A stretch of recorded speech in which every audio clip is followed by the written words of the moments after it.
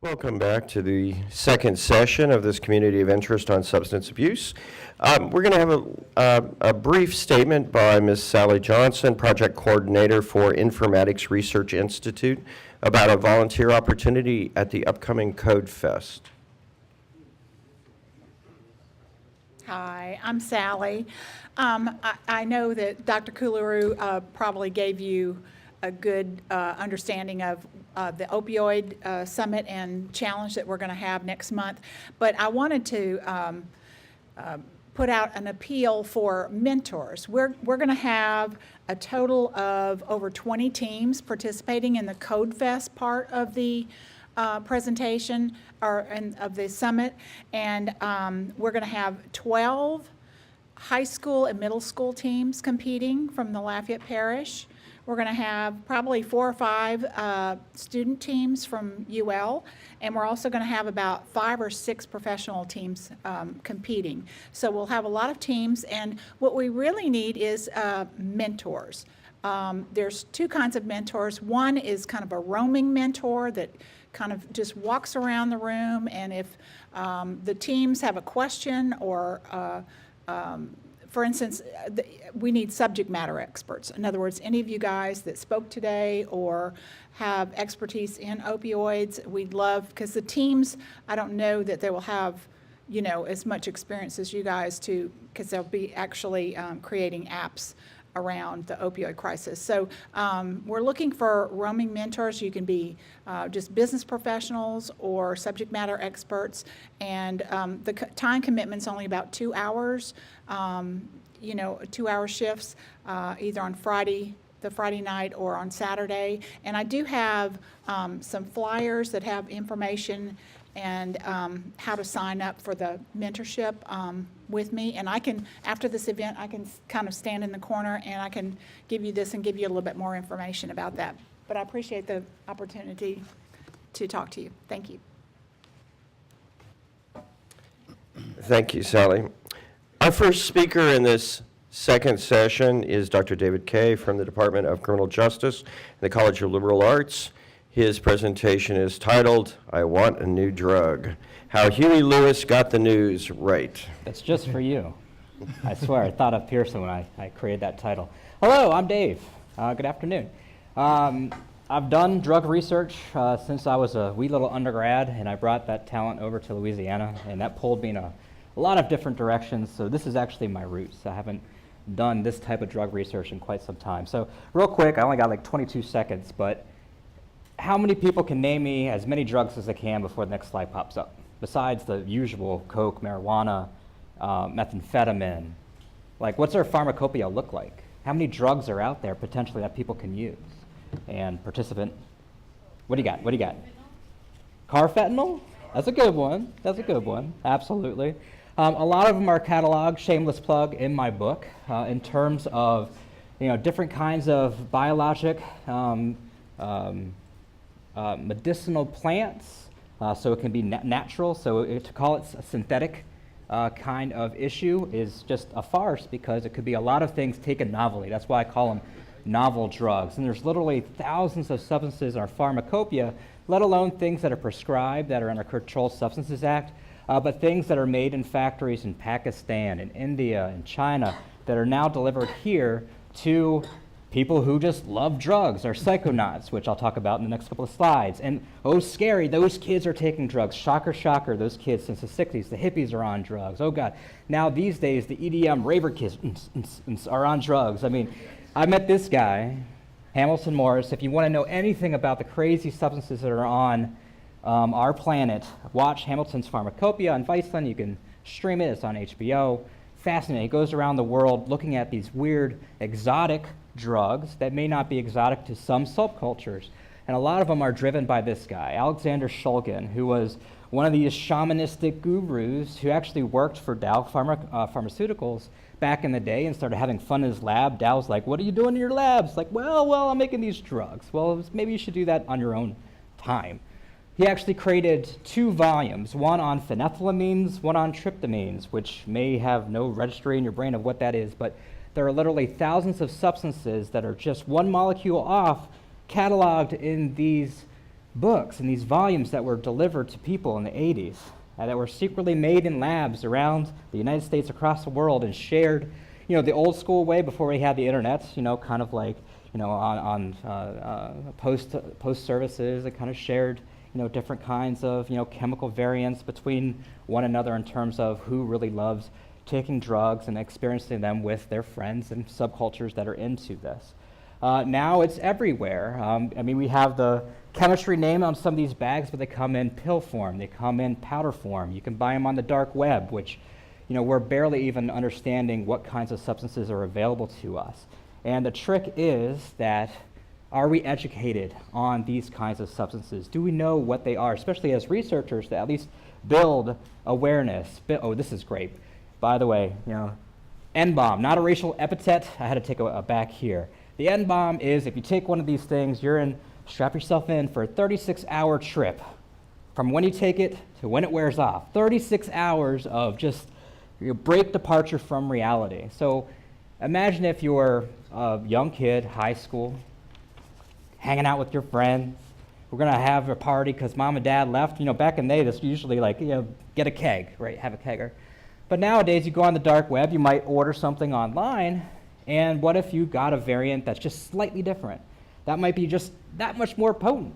And your friends are like, wow, I'm really feeling it. And then, 20 minutes later, you might have an ER situation where somebody has to call an ambulance because they took too much or they didn't know exactly what they're taking. So a lot of this stuff is out there, and we're kind of still clueless. And a lot of us don't have positive information of a lot of these substances out there. And it's not just drugs. It's these dietary supplements that have those FDA, boxes of, these substances are not evaluated by the FDA. A lot of those supplements are actually psychoactive. So what are in our gas station pills? What are, those desperate people who are on drug court, who are involved with the criminal justice system on probation and parole, going out of desperation using so they don't test positive for drugs, or somebody who works offshore who might be tested because it's a DOT-sensitive, truck drivers or people who work on offshore platforms who are on drugs, but people don't know necessarily. They out of desperation, use substances which they may or may not know what's in those. So a lot of my research, when I have the time to actually focus on this, because there's a lot of desperation in Louisiana for better research for prisoners as they re-enter society. Actually in prison, they're finding some of these synthetics that are slowly, filtering down to be smuggled in as a preferred substance because, so little of it is being consumed that causes a broader effect. And why not use a small amount of substance in prison, have it, tied away in your bunk somewhere, so it's easier to conceal, but it might cause those psychotic symptoms. And obviously, if you're in prison, if you use this, showing those kinds of symptoms to a CO or to somebody who's else is in your bunk might not be the best idea. So we desperately need some better research on this, and not a lot of it's in Louisiana. So if you want to join me and kind of look into it, love to have you on board. Lots of research questions to answer. Thank you.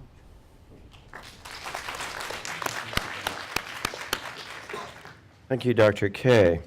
We have a bit of a change in our schedule due to scheduling conflicts. Our next speaker is going to be Dr. Magdi Bayoumi from the Department of Electrical Engineering and the College of Engineering. His presentation is going to be called Substance in Cyberspace, the Future of Diagnosis and Remedy. Thank you. Good afternoon, everybody. To start with, I'm not really expert in brain, which I talk about. I'm not expert in drugs. And also all the information I'm talking about is theoretical.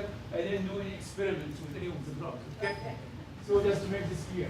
Hold just a second. All right, that's good. Take your time. Okay. So the whole idea, oh, it's not working? Oh, that's good. The whole idea of what I'm doing, really, like most of the tests that we are doing are chemical, right? Can we get to the point where I will do and pick signal from the brain and decide Thank you. on diagnosis and then treatment? As a matter of fact, like for instance, when you do chemical tests, you do, you're back on the clock. Okay, you do it really, when you do a chemical test, you do it, you check if this person has drugs at that particular time or not. But what happens if it's not, but he is doing drugs or doing alcohol or whatever? Anyway, see, if you have been to in the brain session before, we design a chip. Oh, so we have to start from the beginning then. No. He said it is not on, not me. Okay, so then the chip really will read the brain, the signal of the brain. I'll go back one more for you there. There's Okay, the chip. so the whole idea is we design the chip, the first generation, where we can read the brain and then take this information and do many things with it. As I said before, my main motivation to design this chip really was to read my wife's brain. Doesn't work. All right?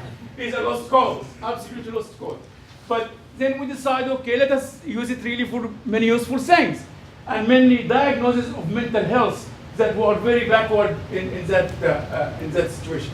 So we have our chip that we design will have to be minimum invasive. We don't have to go inside, and then it has to be very sensitive, low heat. So a lot of specification, which is much more than a standard chip, all right? And it includes a lot of work in signal processing and so forth, but the user doesn't care about these things. So we will have like a very small thing on the brain outside that you have seen it before. We collect the signals, and we then do analytics, and we decide what application we want to do. This is just a picture of the chip.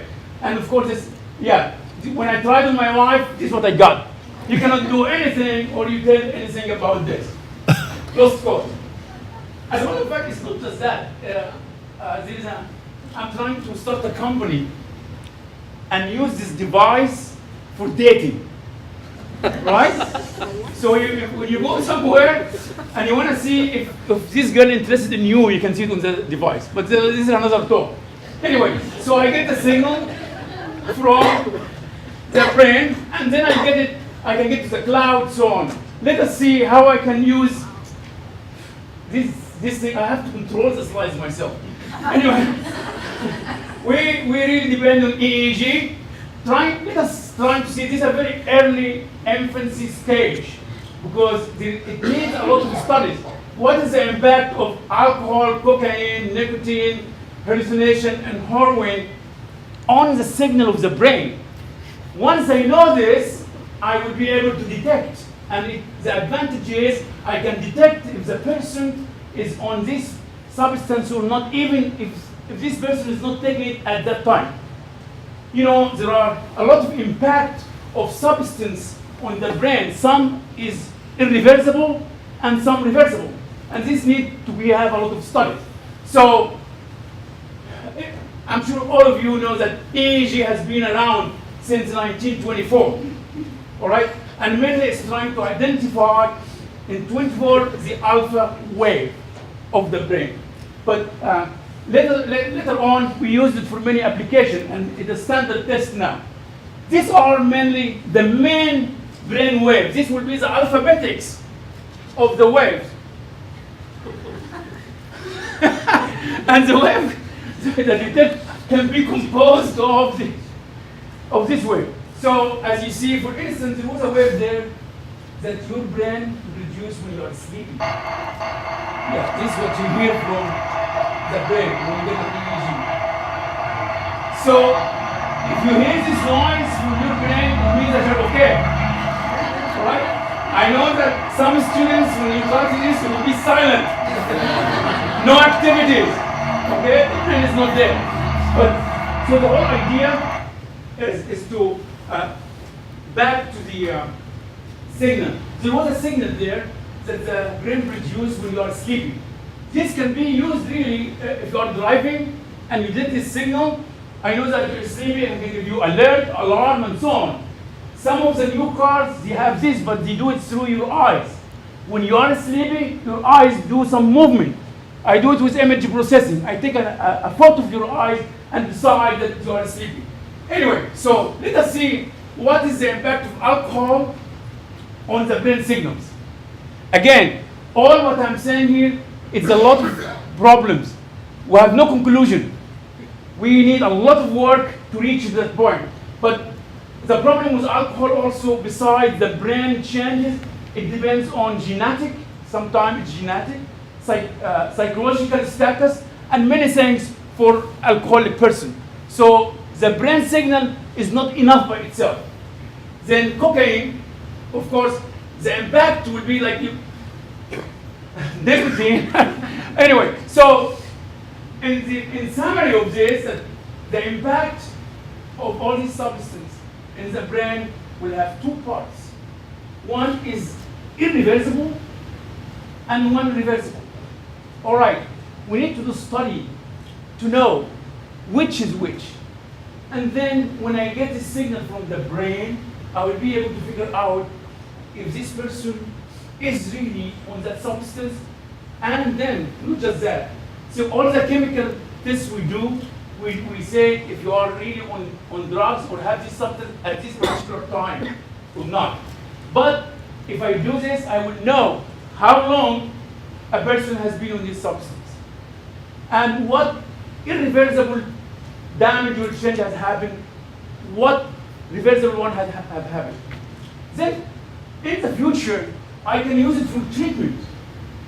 Can I really try, I'm not trying to hack the brain, but can I try to change the brain and through stimulus, stimulate the brain such that I can repair the damaged regions and also trying to orient it towards certain direction. I guess it's the summary of the this is the summary of the whole. We're just starting. We need a lot of work and a lot of studies because there are many parameters. As I said, for alcoholic, in addition to the brain stuff, you have to study the genetic and so on. How you do this? You have, as we know, eliminate one parameter and then do the study, and then eliminate another parameter and then do the study, and so forth. All right, thank you very much. Thank you, Dr. Mahoney. Remember, all what I did is theoretical. I have never experimented anything. Okay, thank you. Now our third speaker of this session is Dr. Young from the Department of Psychology and the College of Liberal Arts. She will speak on addiction treatment research using quantitative and qualitative methodologies. Good afternoon, everyone, and what an excited talk, and wish I could find a way to include EEG in my research. Well, my research is on the other side of it's heavily focused on data and how to use quantitative and qualitative methodologies to look at drug treatment. Before I dive into my research, I would like to show the severity of drug use at this moment. So I present four main choices for drugs, and you can see each drug has a specific target market. But for the United States, all four drugs are pretty prevalent here. So that leads to the next question is treatment. Where is the treatment stand right now? So the majority of people in treatment right now in North America are treatment veterans, and only a small proportion are first time in treatment. That actually points to the nature of addiction, which is a recurring disease that requires multiple treatment episodes before taking on a long-term recovery. So what kind of treatment is available? Fortunately, we have a lot of treatment. Evidence-based programs and practices registered with Samsung. The next question is, does it work? Well, if we think about does it work from the perspective rate of relapse, it's not that bad. If we compare it to the other three types of diseases which have similar behavioral and physical dysfunction, addiction is somewhere between diabetes and hypertension and asthma. So that dives into my first research project, which dated several years ago, and heavily focused on a large amount of quantitative data and look at pre-treatment characteristics and how to predict a treatment outcome. And so my research back then was heavily on running a lot of data analysis like this, but rest assured I won't bore you guys with what exactly means here. So generally speaking, all of the treatment models work, regardless what type it is, long-term or short-term or residential or even in prison. As long as you are having high intrinsic motivation, have less amount of distorted thinking patterns, have high self-efficacy, and a list of other pre-treatment characteristics. But after I've done so, I find it's very interesting to look at the process of treatment to see exactly what happened during the treatment that make people, maximize their treatment benefits or make them lead to favorable treatment outcomes. So what makes patients avoid treatment? That's my second project. We relied on ecological monetary assessment to collect on-time data instead of relying on retrospective data, because that is one of the critiques we receive every day in psychology. We guys use a lot of retrospective data. So the results show that this is based on offenders just released from prison and they are on probation or parole, and results indicate that if they have less low-level drug cravings and high level of family coherence, meaning family members care about each other, discuss interests, and then they will more likely to use a prescribed medication in MAT treatment. Well, so the next big section is actually based on my perspective or my inspection in the result. I know there's a lot of variability among data, and I couldn't find them based on quantitative methodology. But I know there is something, and I can find something. So then I decided to use qualitative data to hopefully solicit nuanced understanding of what happened in treatment, try to pick the black box of treatment process.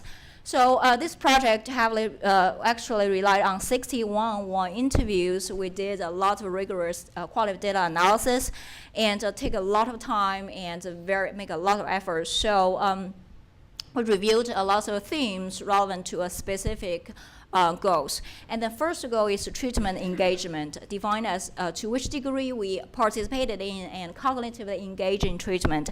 And then we find a list of the factors either facilitate or hinder treatment engagement. Those factors including both individual and organizational factors. So the next question is, what happened in each client brain, in mind? Why they are more willing to make positive therapeutic changes as opposed to other people? So again, we also rely on the same 60 interviews. This just the qualitative data so rich that it probably takes years to maybe even not able to investigate all the questions we may come up. So this project actually yield a model that includes several components that connect with each other and lead to positive therapeutic changes. And we can show here, this is a model that depicts psychological mechanism underlying the willingness to make changes. So in the future, my goal is to continue working on or looking at health-related risk behaviors, not only drugs, hard drugs, but also alcohol and other drug or driving under influence, that type of health risk behaviors. But I would also like to continue working on both qualitative and quantitative data, try to hopefully lead to a mixed method design and this area. And that's all for me. Thank you.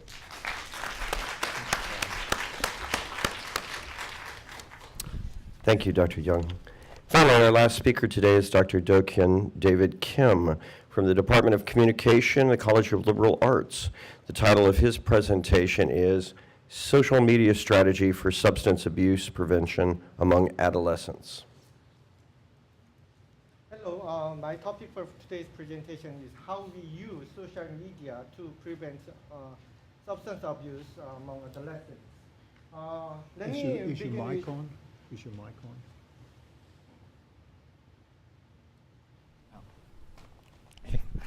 Let me begin with my explanation about why communication approach is appropriate to deal with this topic. Let's think about the difference between disease and illness. Although they are they have been used interchangeably, the disease is more to describe the medical disease like a cancer or like heart disease. The illness is more comprehensive, not only for physical problems, but also like mental and cultural and social illness. So think about what we can do with like depressions and substance abuse and suicide, you know. What could be the answer? The communication. So communication is not only a tool to deliver like information, but communication can be a like medicine itself, right? So let's a little bit talk about why we have to use particularly the social media and what are the attributes they can the social media has that we can use. First, social media is one of the most like popular communication tool nowadays, right? And second, and it provides easy accessibility. You can find anybody anywhere, like whenever you have time, right? So, and also social media site is your own private zone that people regulate their private zone in social media very conveniently, right? And last, but the most important thing is like communication itself is an influence. Again, the medicine influence that change people's attitude and behavior, right? So, we can have many social media. Fortunately, now we can use like Facebook and like Twitter and all this kind of thing. And the influences of social media can be found anywhere in our daily lives and like in personal lives and like work lives and here and there, right? And let's talk about feasibility of social media strategies for substance abuse among adolescents. Let me clarify this. What I'm talking about here is not only for substance abuse prevention among adolescents, but you can apply this thing to any like communicative disease prevention. Okay? First, convenience. Like we can use social media through any like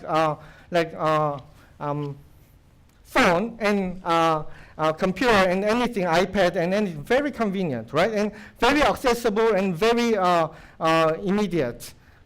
Again, like we can reach them no matter where they are and what they do. We can reach them and send the information, right? And interpersonal communication effect. We can expect the interpersonal communication effect, which is like more persuasive than mass media format. Mass media is to deliver information, but it does not have like clear evidence to affect people's behavior or behavioral change. But interpersonal communication, if you talk to people, okay, they change. That's the influence of interpersonal communication. We can use social like mass media form to deliver interpersonal influence through social media. That's the main idea of using social media for substance abuse prevention. And also, like, people often feel comfortable in talking about and in writing with social media than like interpersonal communication or other means, right? Now, let's talk about how we actually use social media strategy for substance abuse prevention among adolescents. Okay? This is a combination. This idea is combination between communication network analysis and diffusion of innovation, particularly informal opinion leadership. What we can do, we use existing communication network, already existing communication network among adolescents and identify the influential person in their network and use them wisely.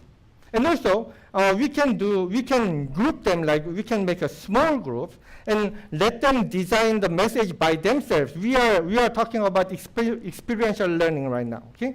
And then also we can monitor them, how they use the messages they created, and also the small groups themselves, the members of small groups themselves can monitor how others are using the messages or how others are expressing the symptoms of substance use or other communicative disease, right? So there are some formative studies needed in order to conduct this kind of interventions. First, we need to identify opinion leaders in social media networks. And also we talked about, we have to think about media messages. And we have to talk about what time is the critical time that makes things different. And also we can consider how often we send the messages designed like effectively, right? So hopefully my presentation gave a brief idea but clear idea about what we can use communication to prevent substance abuse among adolescents. If you have a question, let me know anytime. Thanks. Bye. Thank you, Dr. Kim. I'd like to thank you today for your attendance. Please remember we have another discussion session right now with treats outside. Please remember to fill out as well the evaluation and suggest to us some possible community of interest in the future. We'd like to thank the Office of the Vice President for Research, Jack D'Amico, AOC, and of course, above all, our presenters today and you, our audience. Thank you so much. Please continue the discussion out in the lobby. Thank you.